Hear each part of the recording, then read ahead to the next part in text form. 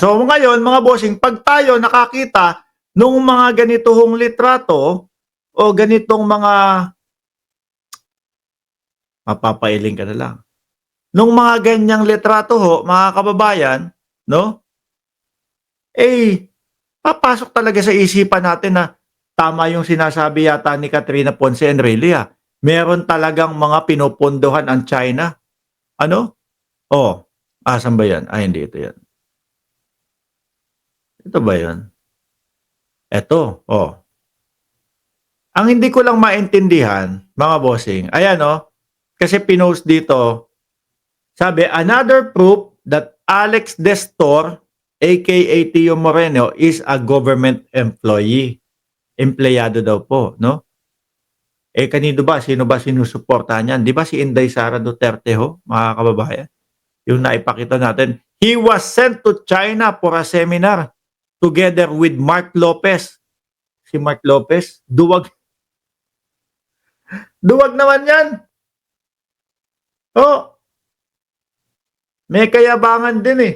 Bakit to, mga kababayan? Nung bago ipatawag sa Kongreso, ang lakas ng loob. Post. Makikita ko na din si Dan Fernandez.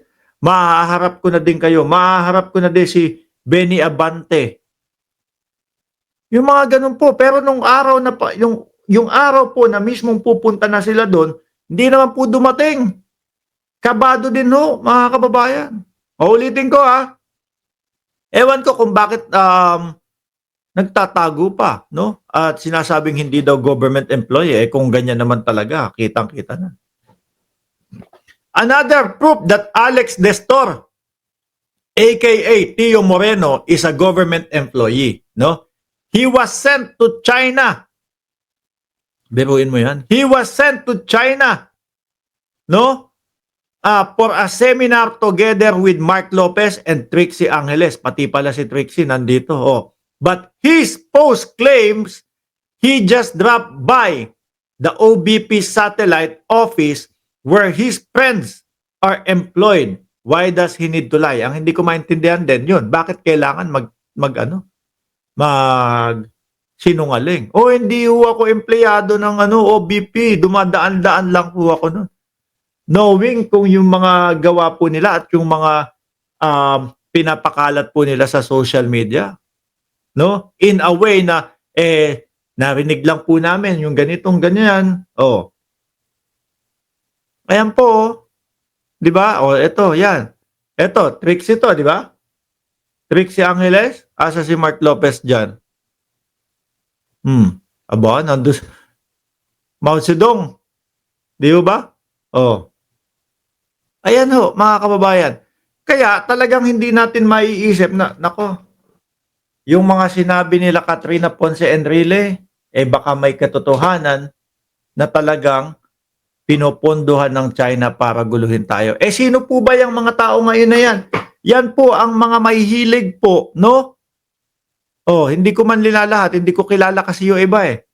Pero yan po ang mga numero unong bumabatikos kay Pangulong Bongbong Marcos. Yung mga nagpupush po nung walang kakwenta-kwenta na magpa hair follicle test ka na. Kasama po yung mga ibang politiko.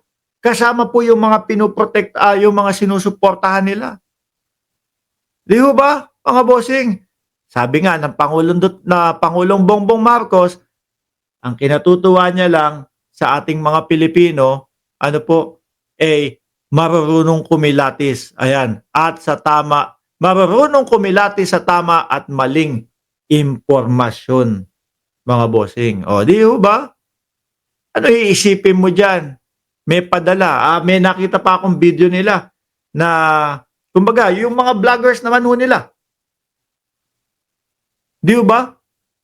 Nandun din sa China. Although, nasa China ho yung nasa China ho, yung sila Boss Mike Cervera, sila Mima Alicia, nagbabakasyon, siguro nag-usap-usap. Kaya lang, ang kinatatampo ko ho, wala. No invite ako, hindi ako inimbita ng mga yon So kayo po, ano masasabi nyo dyan mga boss? No? Kung yung mga nakikita natin, Hindi kaya sila yung sinasabi na pinopondohan ng China. Kasi po, kung i-analyze natin yung kanilang mga ginagawa o yung kanilang mga sinasabi,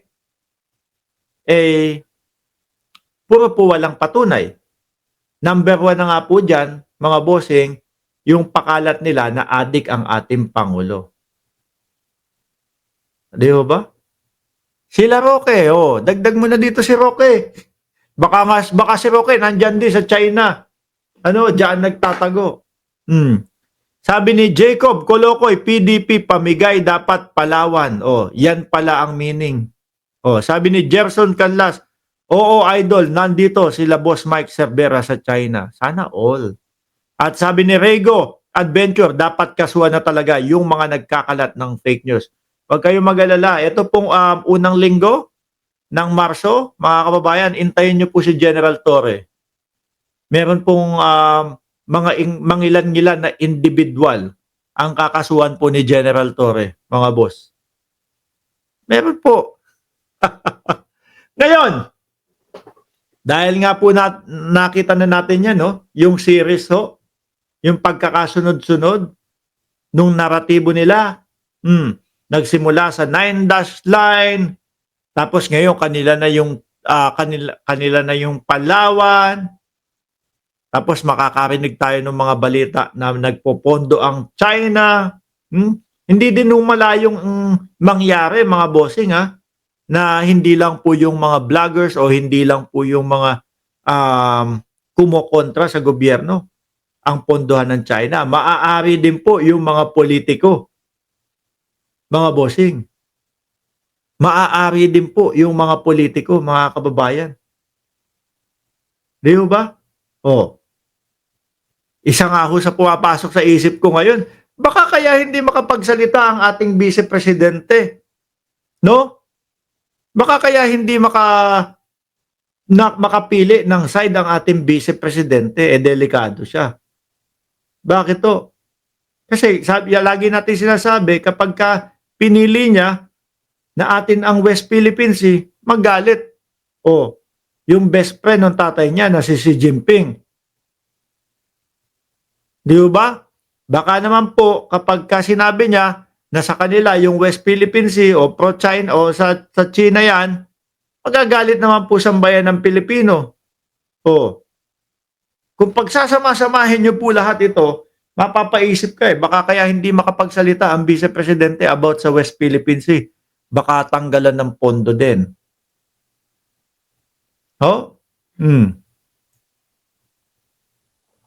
Baka matanggalan din ho ng pondo, mga boss.